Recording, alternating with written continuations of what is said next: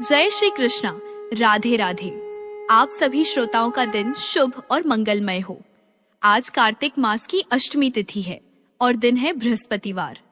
आज आप रसपान करेंगे कार्तिक मास महात्म्य का 24वां अध्याय। उससे पहले आप सभी श्रोताओं को गोपाष्टमी की ढेरों शुभकामनाएं। गोपाष्टमी की भी कथा आप सभी को हमारे चैनल पर मिल जाएगी। उस कथा का भी रसपान अवश्य करिएगा।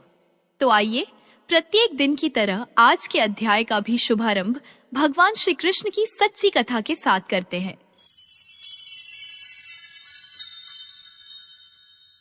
ब्रजभूमि, जहाँ हर कण में माधुर्य है, हर वायु में भक्ति की सुगंध घुली है, जहाँ वृक्ष, लता, पशु और मानव सभी एक ही नाम जपते हैं, श्याम सुंदर कृष्ण गोपाल। इसी पावन भूमि के एक सुदूर शांत वन में निवास करते थे ब्राह्मण कण्व, तप, त्याग और नारायण भक्ति के प्रतीक। उनके लिए संसार केवल उनके इष्ट का नाम था। उनका श्वास प्रश्वास, उनका ध्यान, उनकी तृप्ति सब कुछ नारायण में ही लीन था। परंतु ईश्वर की लीला कितनी अद्भुत है। भक्त जब अपने आराध्य की आराधना में डूब जाता है, तब कभी कभी स्वयं भगवान उसकी भक्ति की परीक्षा लेने किसी न किसी रूप में आते हैं, बाल रूप में, मुस्कान में या स्नेह में। और वही हुआ उस दिन जब ब्राह्मण कण्व की साधना, उनका भोग, उनका तप एक बालक की मुस्कान से टकराया।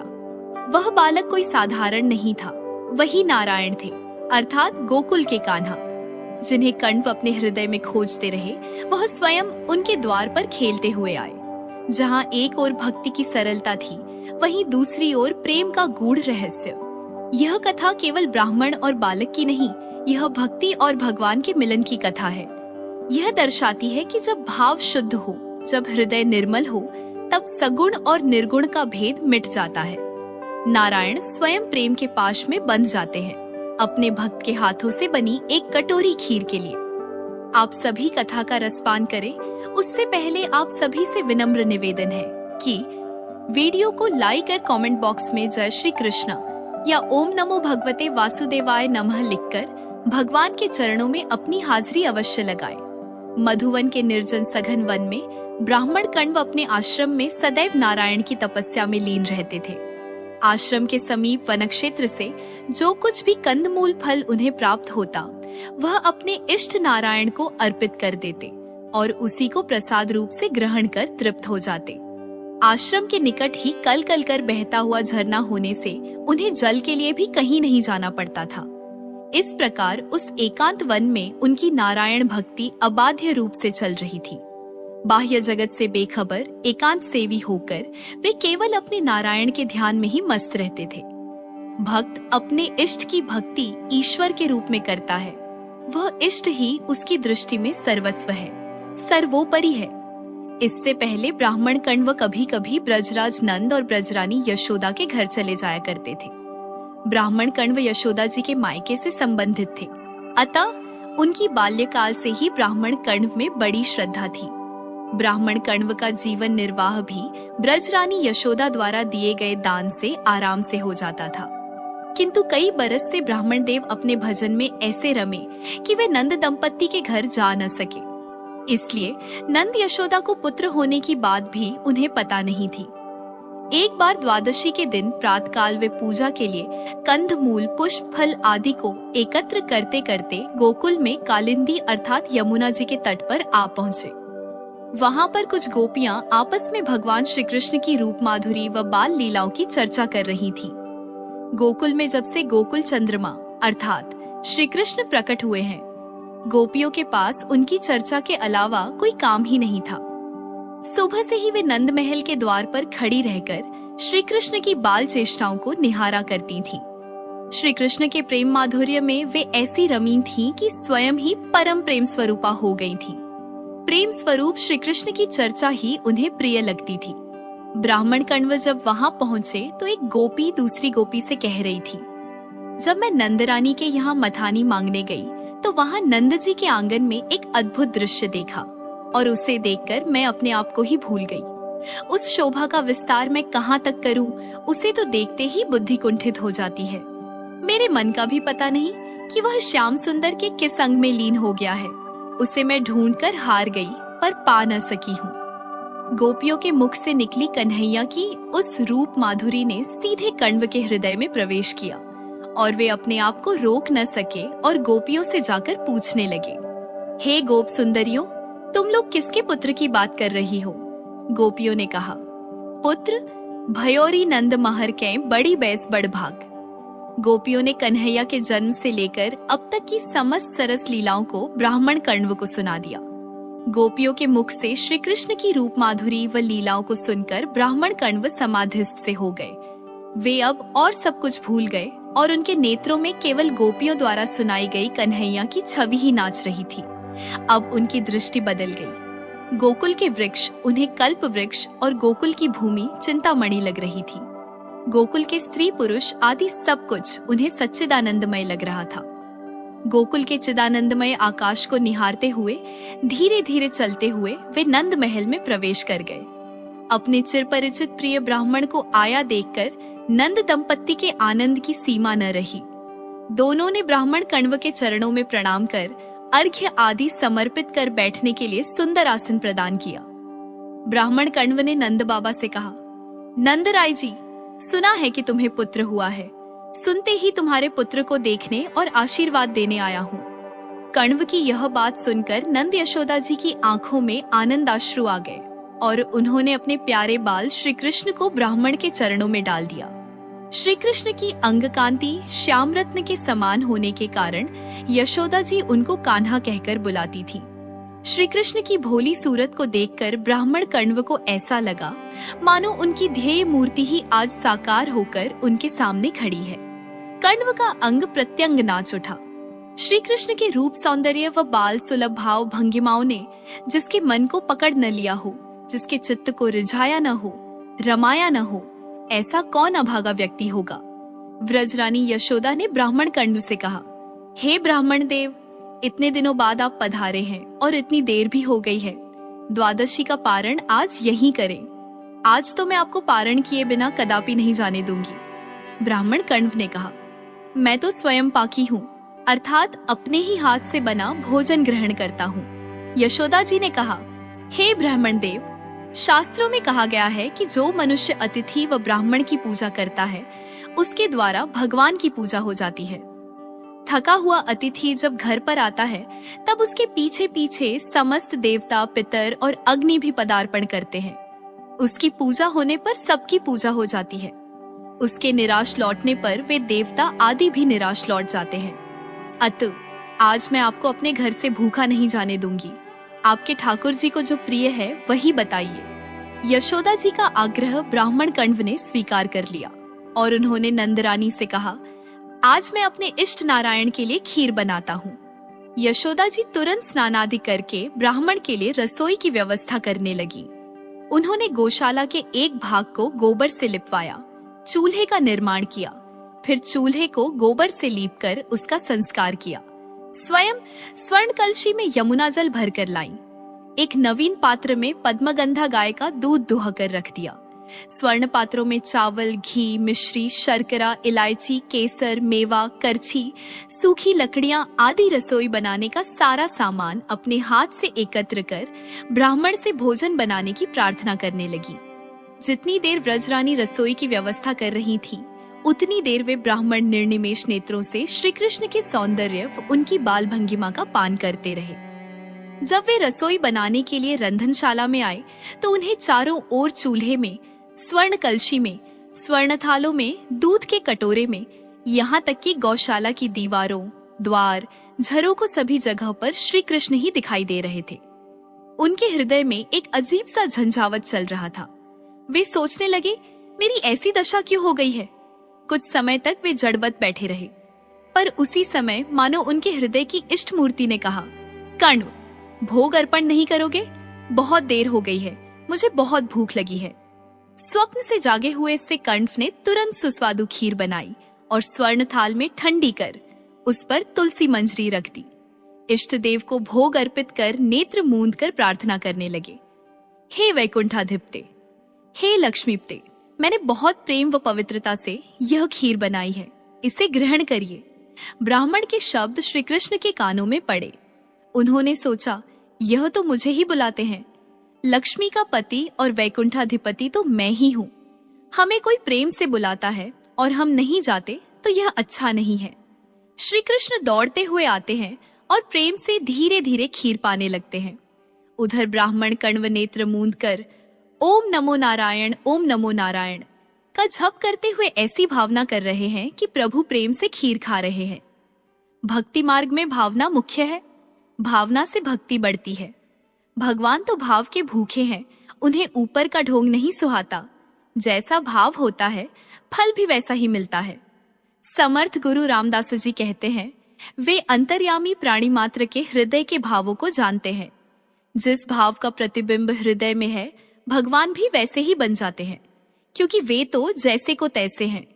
यदि कोई मन, वचन व कर्म से अपने कर्तव्य में तन्मय है तो उसको भगवान के पास जाना नहीं पड़ता। भगवान स्वयं उसके पास आ जाते हैं। केवल आते ही नहीं, नित्य तृप्त होने पर भी भोक्ता बन जाते हैं। भगवान अपने भक्त और भक्ति के पाश से बंधे हैं। भोग अर्पित करने की मानसिक भावना पूरी होने पर जब ब्राह्मण कण्व ने नेत्र खोले तो वे यह देखकर अवाक रह गए कि अपने इष्ट के लिए उन्होंने जो आसन व भोग समर्पित किया था उस पर बैठकर श्री कृष्ण खीर खा रहे हैं।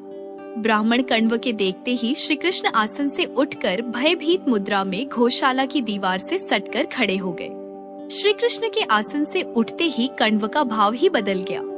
उन्होंने विचार किया कि मैं ब्राह्मण हूँ और नंद बाबा यादव हैं। यादव का पुत्र मेरी खीर को छू गया। केवल छुआ ही नहीं, आधी खा भी गया। इस चंचल यशोदा नंदन ने तो मेरे इष्ट देव का भोग ही झूठा कर दिया। अब यह खीर मुझसे नहीं खाई जा सकती। और वे जोर जोर से अरे यशोदा पुकारने लगे।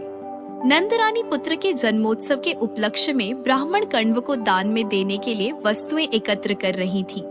ब्राह्मण के अत्यंत रूक्ष स्वर को सुनकर उनका हृदय धक धक करने लगा। वे दौड़ती हुई गौशाला में आईं और स्थिति को समझकर अपने पुत्र से कहने लगी, कान्हा, तुमने यह क्या अनर्थ कर डाला।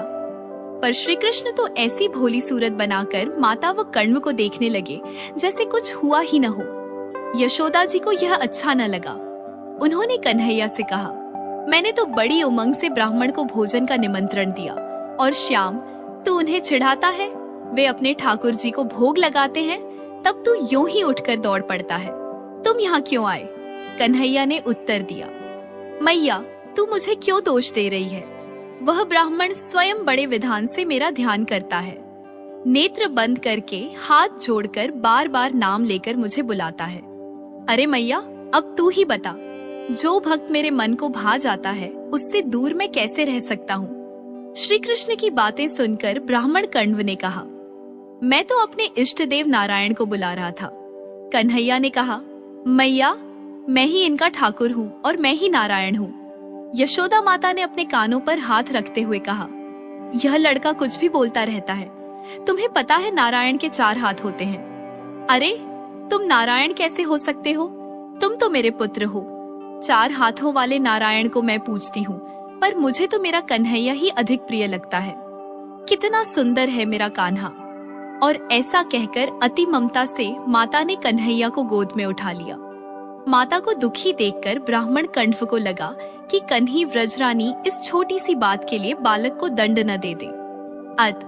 उन्होंने व्रजरानी से कहा, इस बालक का कोई दोष नहीं है, इसने तो मेरे कंदमूलाहारी होने के व्रत को बचा लिया।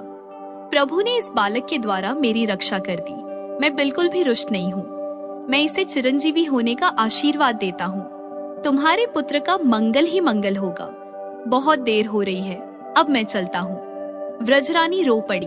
उन्होंने ब्राह्मण देव से कहा, बालक के अपराध का मार्जन तभी संभव है जब आप पुण्य खीर बनाकर मेरे घर पारण करें। व्रजरानी के विशिष्ट आग्रह के आगे कण्व झुक गए और उन्होंने उनके आग्रह को स्वीकार कर लिया। व्रजरानी यशोदा ने पुण्य स्नान कर एक दूसरी गौशाला को लीप कर भोजशाला तैयार की और खीर बनाने के लिए समस्त सामग्री स्वर्ण व रजत पात्रों में एकत्र कर दी। ब्राह्मण देव पुण्य खीर बनाने में लग गए, पर नंदनंदन का खीर से सना मुख उन्हें भूल ही नहीं रहा था। उन्होंने बार बार अपने मन को नंदनंदन से खींचकर अपने इष्ट नारायण में लगाने की कोशिश की, पर मन तो न जाने क्यों श्री कृष्ण की उसी झांकी में अटक गया था। खीर बनाने में वे बार बार गलती कर रहे थे, पर उस जगन्नियंता की इच्छा से खीर बन ही गई और उसकी सुवास से सारी गौशाला सुवासित होने लगी। इधर श्री कृष्ण के नटखट व्यवहार से शंकित व्रजरानी उन्हें गोद में उठाकर बाहर आंगन में आम के वृक्ष की छाया में आकर बैठ गई। उन्होंने निश्चय कर लिया था कि वे श्री कृष्ण को तब तक नहीं छोड़ेंगी जब तक ब्राह्मण देव पारण न कर ले। आम वृक्ष के नीचे बाल रूप भगवान श्री कृष्ण को देखकर कोकिला कुहू कुहू करने लगी। कन्हैया की मेघ सदृश अंग कांति देख कुछ मयूर नृत्य करने लगे, क्योंकि मयूरों को मेघ का रंग बहुत प्रिय होता है। श्री कृष्ण के चरणों में 2-4 मयूर पिच गिर पड़ते हैं, जिन्हें उठाकर यशोदा जी कन्हैया के बालों में सजा देती हैं। मयूरों को देखकर श्री कृष्ण भी माता से उनके साथ नृत्य करने की जिद करने लगे, पर माता का सशंकित मन उन्हें छोड़ने को बिल्कुल भी तैयार न था।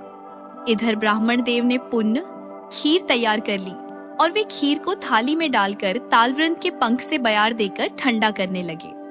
बाल श्री कृष्ण ने सोचा, खीर तो अच्छी बनाई है, मुझे अर्पण किए बिना ये पानी भी नहीं पीते हैं। ऐसी सरस खीर बनाई है तो मुझे तो बुलाएंगे ही, पर मेरी माँ तो मुझे वहाँ जाने नहीं देंगी। तब बाल श्री कृष्ण का लीला करने का मन हुआ। वे शीतल वायु के स्पर्श से शीघ्र ही माता की गोद में सो गए। पुत्र को सोया हुआ जानकर व्रजरानी भी खुश हो गई कि बेचारे ब्राह्मण देव भी अब शांति से भोजन कर सकेंगे। श्री कृष्ण के साथ उनकी सेवा में ऐश्वर्य शक्ति सदा विराजमान रहती है। श्री कृष्ण ने ऐश्वर्य शक्ति को आज्ञा दी कि मेरी माता को निद्रा आ जाए। अचानक ठंडी हवा चलने लगी और ऐश्वर्य शक्ति ने माता की आंखों में प्रवेश किया, जिससे एकादशी के जागरण से थकी हुई व्रजरानी निश्चिंत होकर सो गई। ब्राह्मण देव नारायण को मनाते हुए कीर्तन कर रहे हैं और ओम नमो नारायण का जप करने लगे। जैसे ही ब्राह्मण देव ने गौशाला में इष्ट चिंतन कर भोग निवेदित किया, तब तक श्री कृष्ण गौशाला में प्रवेश कर चुके थे। कण्व ने मंत्र संख्या पूरी कर जब आंखें खोली तो पहले से भी सुंदर व माधुर्य युक्त नंद नंदन आसन पर विराजमान होकर खीर खा रहे थे। कमल के समान रत्नारे नेत्र, गोरोचन के तिलक के पास कज्जल का डिठौना, नाक में मोतियों की बाली, धनुष के समान तनी हुई भौहें, दूध की दंतुलियां, मस्तक पर अत्यंत कोमल काले घुंघराले केश, ललाट पर पुखराज और पद्मराग मणियों से बना लटकन, ठुड्डी के नीचे गले में कठुला और बघनखा, श्याम वर्ण कोमल शरीर और उसी के अनुकूल वस्त्र आभूषण ऐसे सजे हैं मानो सुंदर श्रृंगार रस का नवीन वृक्ष अद्भुत फलों से फलवान हो रहा हो। ब्राह्मण कण्व उस शोभा राशि को मौन होकर एक तक देखते रह गए। नंदरानी की तंद्रा टूटी। श्री कृष्ण को गोद में न पाकर वे दौड़ती हुई गौशाला में आ गईं। साथ ही नंद बाबा भी वहां आ पहुंचे। उनको देखकर ब्राह्मण कण्व ने कहा, ब्रजेश, शायद भगवान नहीं चाहते कि तुम्हारे घर मेरा पारण हो। दिन का चौथा प्रहर हो रहा है और सूर्य भी अस्ताचलगामी हो रहे हैं। अब मुझे अपने आश्रम में पहुंच जाना चाहिए। ब्राह्मण की बात सुनकर व्रजरानी ने कहा, मैं जिंदगी भर इस दुख को भूल न सकूंगी कि एक ब्राह्मण बिना भोजन किए मेरे घर से चले गए। हे ब्राह्मण देव, बस एक बार और आप रसोई बनाने का परिश्रम स्वीकार कर लें। मैं तुरंत दूसरे स्थान पर सारी व्यवस्था किए देती हूँ। मैं इस चंचल बालक को लेकर अन्य जगह चली जाती हूँ। यशोदा मैया गौशाला के सभी द्वारों पर स्वयं नंद बाबा को गोपों के साथ पहरा देने के लिए बिठा देती हूँ। जब तक आपका पारण नहीं हो जाता, देखती हूँ यह बालक यहाँ कैसे आता है। ऐसा कहते हुए नंदरानी के नेत्रों से अविरल अश्रु बहने लगे। ब्राह्मण कण्व ने कन्हैया के मुख की ओर देखा। उन्हें ऐसा प्रतीत हुआ कि कन्हैया माता को रोता देखकर भयभीत हो रहा है। भगवान श्री कृष्ण इतने लीलाधारी हैं कि कभी डरते हैं और कभी रोते भी हैं। ब्राह्मण ने तुरंत नंदरानी से कहा, आप शांत हो जाओ, मैं आपको दुखी करके यहाँ से नहीं जाना चाहता। यशोदा जी ने कण्व से कहा, हे ब्राह्मण देव, एक बार और आप खीर बनाने का परिश्रम कर ले। मैं अभी सारी व्यवस्था किए देती हूँ। तीसरी गौशाला में पुण्य खीर बनाने की सारी व्यवस्था करके नंदरानी श्री कृष्ण को लेकर बगल में उपनंद के घर चली गई। गौशाला के मुख्य द्वार पर स्वयं नंद बाबा पहरा देने लगे व अन्य गोपों को गौशाला की खिड़कियों व अन्य द्वारों पर बिठा दिया गया ताकि कहीं से भी नंद नंदन प्रवेश न कर सके। तीसरी बार ब्राह्मण देव ने जैसे ही खीर बनाकर इष्ट देव को भोग अर्पित करना शुरू किया, श्री कृष्ण माता का हाथ छुड़ाकर पूरी शक्ति से गौशाला की ओर दौड़े। गौशाला के द्वार पर ही नंद बाबा ने श्री कृष्ण का हाथ पकड़ लिया। माता यशोदा कातर होकर भगवान को पुकारने लगी, नारायण नारायण, रक्षा करो, हे प्रभु, मेरे कान्हा को गौशाला के द्वार पर ही रोक लो। माता ने रोष में भरकर कहा, अरे कान्हा, तुम इतने नटखट हो गए हो, सुबह से ही एक ब्राह्मण को कष्ट दे रहे हो। नंदनंदन ने भी रोष में भरकर तुरंत कहा, तू यह बात ना जाने री मैया मोहे के दोष लगावे। परमानंद, वह नयन मूंद के मोही कौन जो बुलावे। नंद रानी श्री कृष्ण की बात को समझ न सकी। वह यह नहीं जानती कि नंद बाबा के पकड़े जाने पर भी उनका कान्हा कभी का गौशाला के अंदर पहुंचकर भोग खा रहा है। वह यह भी नहीं जानती कि जो अजन्मा है, अनादि है, अनंत है, पूर्ण है, पुरुषोत्तम है, निर्गुण है, सत्य है, प्रत्येक कल्प में स्वयं अपने आप का ही सृजन करता है, पालन करता है और फिर संहार कर लेता है, वही विराट पुरुष मेरा कान्हा है। नंद रानी तो यह कल्पना भी नहीं कर सकती कि समस्त लोकों के स्वामी, महर्षि, देवर्षि, पितृपति, दैत्येंद्र, सिद्धेश्वर आदि और संसार में जितनी भी वस्तुएं ऐश्वर्य, तेज, इंद्रिय बल, मनोबल, शरीर बल व विशेष सौंदर्य, लज्जा, वैभव व विभूति से युक्त हैं, उन सबके नायक के रूप में मेरा कन्हैया ही है। उन्हें तो यह भान ही नहीं है कि मेरी गोद में रहते हुए भी ठीक उसी क्षण मेरा कान्हा अनंत रूपों में अवस्थित है। इसलिए वे अत्यंत प्रसन्न हैं कि व्रजराज नंद ने चंचल कन्हैया को गौशाला में प्रवेश करने से रोक दिया है और भगवान का भोग कान्हा के द्वारा झूठा होने से बच गया। दूसरी ओर ब्राह्मण के शाप से भी बालक की रक्षा हो गई, एक महान अनर्थ होने से रह गया। इधर जब कण्व ने नेत्र खोले तो देखा कि पहले से 100 गुना माधुर्य लिए नंदनंदन आसन पर बैठे भोग पा रहे हैं। पहले दिन के एकादशी के निर्जल व्रत के कारण भूख व थकान से वह व्याकुल हो गए और श्री कृष्ण को उन पर दया आ गई। सोचा कि ब्राह्मण है, मेरा भक्त है, उसे कब तक भ्रांति में रखूं। बाल स्वरूप भगवान श्री कृष्ण अंतर ध्यान हो गए और चतुर्भुज नारायण प्रकट हो गए। कण्व के कानों में शब्द पड़े कि वैकुंठ के नारायण ही श्री कृष्ण है। नारायण और श्री कृष्ण एक ही हैं। इस बार कण्व के मन, बुद्धि व नेत्रों पर पड़ा माया का पर्दा हट चुका था। चतुर्भुज रूप फिर बाल रूप में प्रकट हो गया। वे उसी क्षण श्री कृष्ण के चरणों में लौटने लगे और अपने नेत्रों से झरते हुए अश्रुजल से नंदनंदन के युगल चरणों को पखारने लगे। ब्राह्मण कण्व को सत्य का ज्ञान होने पर भगवान श्री कृष्ण ने मधुर वाणी में कहा, कण्व, तुम मुझे देखने के लिए अनेक जन्मों से तपस्यारत हो, इसलिए इस बार तुम्हारा यहाँ मधुपुरी अर्थात मथुरा में जन्म हुआ। मैं भी यहाँ प्रकट हुआ हूँ, इसीलिए तुम मेरा बाल रूप व बाल लीला देख सके। ऐसा कहकर वह कमनीय बाल रूप कण्व के नेत्रों से ओझल हो गया। जड़वत कण्व न जाने कितनी देर स्तंभित से स्वेद अर्थात पसीने से तरबतर भाव समाधि में बहे रहे। जब कुछ बाह्य स्थिति का ज्ञान हुआ तो श्री कृष्ण के अधरों से पिए गए उस अमृत को सिर पर धारण कर स्वयं उसका पान किया और फिर उसका सारे शरीर पर लेपन कर लिया।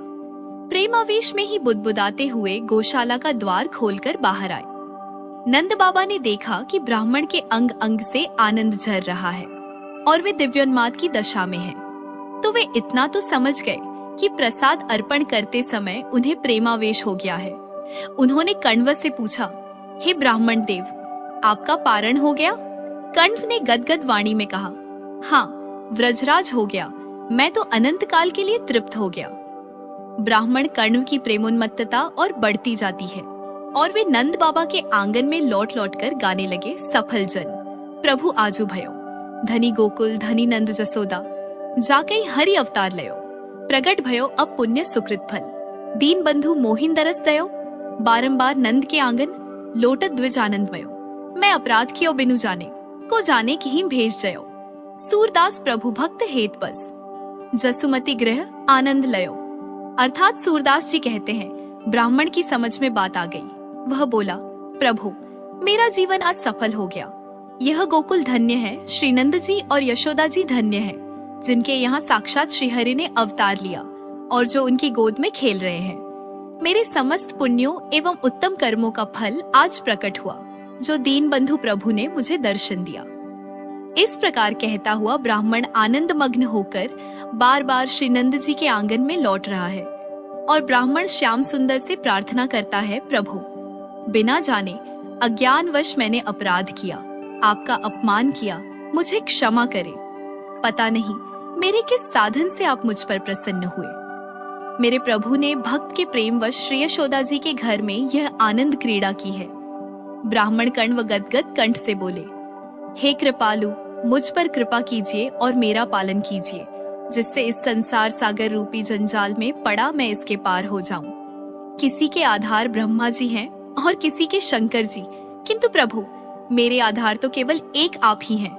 हे दीनों पर दया करने वाले श्रीहरि, मुझ पर कृपा कीजिए। श्याम सुंदर, आप अंतर्यामी हैं, जगत के स्वामी हैं, आपसे और स्पष्ट करके क्या कहूँ। यह कहता हुआ वह ब्राह्मण आंगन में पुनः लौटने लगा। यशोदा माता को थोड़ी शंका हुई कि श्री कृष्ण परमात्मा है कि मेरा पुत्र है। कन्हैया ने सोचा कि इस ब्राह्मण ने तो सब गड़बड़ कर दी। यदि माँ मुझे परमात्मा मानेगी तो प्यार नहीं कर सकेगी। ऐश्वर्य और वात्सल्य दोनों का विरोध है। जहाँ ऐश्वर्य है वहाँ संकोच होता है। मैं प्रेम रस देने व लेने के लिए ही बालक बना हूँ। इसलिए प्रभु ने वैष्णवी माया का ऐसा आवरण डाल दिया कि यशोदा माता ब्राह्मण की सब बातें भूल गईं। माता ने सोचा कन्हैया बहुत सुंदर है, इसलिए जो आता है वही इससे प्रेम करता है। एक बार प्रेम से बोलिए, बाल श्री कृष्ण भगवान की जय। अगर आप सभी को यह कथा पसंद आई तो चैनल को सब्सक्राइब करें। अब आइए श्रवण करते हैं कार्तिक मास महात्म्य में आगे का वृतांत। ब्रह्मा जी ने कहा, हे नारद, कार्तिक शुक्ला एकादशी को भगवान विष्णु अपने 4 मास के शयन के पश्चात उठते हैं, इसीलिए इसे हरि प्रबोधनी एकादशी भी कहा जाता है। इस एकादशी का व्रत करने से वाजपेय यज्ञों से भी अधिक फल की प्राप्ति होती है और साथ ही अनेक जन्मों के पाप भी नष्ट हो जाते हैं। चातुर्मास्य 4 महीने को जो व्रत होता है वह इसी दिन समाप्त होता है। इस दिन व्रत करने वाला यदि एयूएम नमो भगवते वासुदेवाय मंत्र का जप तथा रात्रि जागरण करे तो उसे वर्ष की सभी एकादशियों का फल प्राप्त हो जाता है। इस एकादशी का व्रत सभी प्रकार की सिद्धियां और अंत में मोक्ष प्रदायक तो है ही, आज भगवान विष्णु की विशेष पूजा और देवताओं के जागने के उपलक्ष्य में समारोह भी करना चाहिए। इस व्रत के साथ साथ भीष्म पंचक व्रत करने वाले तो प्रभु के विशिष्ट प्रिय पात्र बन जाते हैं। भीष्म पंचक व्रत कार्तिक शुक्ला एकादशी से प्रारंभ होकर पूर्णिमा को समाप्त होता है। इस दिन ऋषि व पितृ तर्पण करना चाहिए। भीष्म पंचक व्रत में वसु के अवतार, शांतनु नंदन, चंद्रवंश में उत्पन्न वैयाघ्रवद गोत्र, संस्कृत प्रवर, संतति रहित गंगा के पुत्र, सत्य व्रत धारण करने वाले आजन्म ब्रह्मचारी भीष्म जी का प्रतिदिन तर्पण करने से वर्ष भर के पाप नष्ट हो जाते हैं। भीष्म पंचक व्रत करने वाला पूर्णमासी व प्रतिपदा एकम को खीर का भोजन ब्राह्मणों को करावे, यथाशक्ति दान दक्षिणा देकर उन्हें संतुष्ट करे और तत्पश्चात स्वयं भोजन करे। चातुर्मास्य व्रत करने वाले व्यक्ति इन 4 मासों में जिन वस्तुओं का त्याग करते हैं वे भी आज के दिन अपना चातुर्मास्य पूर्ण कर आज से दोबारा उन वस्तुओं का पुनः प्रयोग प्रारंभ कर सकते हैं। 88,000 ऋषि मुनियों से सूत जी ने आगे कहा, हे ऋषियों, कार्तिक शुक्ला द्वादशी को ध्वजारोपण करने से संपूर्ण पाप नष्ट हो जाते हैं। चारों वर्ण ब्राह्मण, क्षत्रिय, वैश्य व शूद्र में से जो कोई भी भगवान के मंदिर में झंडी लगाता है वह ब्रह्मा जी और अन्य देवताओं द्वारा सम्मानित होकर विष्णु लोक को प्राप्त होता है। इस बारे में जो कुछ नारद जी ने राजा पृथु से कहा वह कथा मैं तुम्हें सुनाता हूँ, ध्यान पूर्वक सुनिए। देवर्षि नारद जी ने कहा, हे राजन, इस संबंध में एक अत्यंत प्राचीन इतिहास सुनो। बहुत पहले सत्य युग में सुमति नाम का एक चंद्रवंशीय राजा था जो भगवान का परम भक्त था। सप्तद्वीपों में उसका शासन था। उसकी रानी सत्यवती भी ईश्वर भक्त और अत्यंत पतिव्रता थी। वह भगवान के सामने नृत्य करती तथा कार्तिक शुक्ला द्वादशी को भगवान के मंदिर में ध्वजा बांधा करती थी। एक दिन विभांडक ऋषि वहां पधारे। राजा रानी ने उनका अत्यंत आदर सत्कार किया। उन्हें ध्वजारोपण करते हुए देखकर ऋषि ने कहा, हे राजन, भगवान को प्रसन्न करने के और भी अनेक साधन हैं, तब आपकी इस ध्वजारोपण में इतनी श्रद्धा क्यों है? यह सुनकर राजा ने कहा, हे मुनि, इसका अत्यंत अद्भुत एक इतिहास है जिसे मैं आपको सुनाता हूँ। राजा ने कहा, पूर्व जन्म में मेरा नाम मालिनी था। मैं ब्राह्मण होकर भी द्वेषी, कुकर्मी, महापापी तथा वेश्यागामी था। इन कुकर्मों के कारण मेरे बंधु बांधवों ने मुझे घर से निकाल दिया। इसके पश्चात वन में जाकर मैं एक टूटे फूटे विष्णु मंदिर में रहने लगा। मैं वन में जीव जंतु जी तथा मृग मारकर अपनी उदर पूर्ति किया करता था। एक दिन विंध्याचल पर्वत पर रहने वाली कोकिलिनी नाम की हत्स एक निषाद कन्या, जिसने अपने पति को मार दिया था, भूख से व्याकुल होकर वहां आई और मेरे पास रहने लगी। संयोगवश कार्तिक शुक्ला द्वादशी को हमने एक कपड़े को बांधकर झंडी सी बनाई और दोनों मदिरा पीकर झंडी हाथ में लिए सारी रात भगवान की मूर्ति के सम्मुख नृत्य करते रहे। नृत्य करते रहने के कारण प्रातःकाल हम दोनों की मृत्यु हो गई। तब यमदूत हमें यम फांस में बांधकर मारते हुए यमराज के पास ले चले। उसी समय विष्णु भगवान के दूत विमान लेकर वहां आ गए और यमदूतों को धिक्कारते हुए बोले कि तुम सिर्फ पापियों को यमपुरी ले जा सकते हो, धर्मात्माओं को नहीं। इस पर यमदूत भी क्रोधित होकर बोले कि ये दोनों महापापी हैं। जीवन भर इन्होंने एक भी पुण्य कार्य नहीं किया है, इसी कारण हम इन्हें यमपुरी ले जा रहे हैं। तब विष्णु पार्षदों ने कहा कि यह अत्यंत खेद की बात है कि तुम्हें धर्म अधर्म का तनिक भी ज्ञान नहीं है। यह ठीक है कि जीवन भर ये पाप कर्मों में लिप्त रहे हैं, परंतु कार्तिक शुक्ला द्वादशी को इन्होंने भगवान के मंदिर में ध्वजारोपण तथा नृत्य और गायन किया है। इससे इनके संपूर्ण पाप नष्ट हो गए हैं। अतएव ये विष्णु लोक जाने के अधिकारी हैं, भले ही इन्होंने अनजाने में यह सब कार्य किया है। इसके पश्चात विष्णु पार्षद हमें विमान में बिठाकर विष्णु लोक में ले गए। अपनी कथा समाप्त करते हुए राजा सुमित ने कहा, पूज्य ऋषिवर, अनजाने में ध्वजारोपण का ऐसा फल है, तो श्रद्धा पूर्वक कार्तिक शुक्ला द्वादशी को ध्वजारोपण करने से जितना फल प्राप्त होता है उसका वर्णन नहीं किया जा सकता। इतनी कथा सुनकर विभांडक ऋषि तप करने चले गए। आज का अध्याय बस यही तक। इसके आगे का वृतांत सुनिएगा अगले अध्याय में।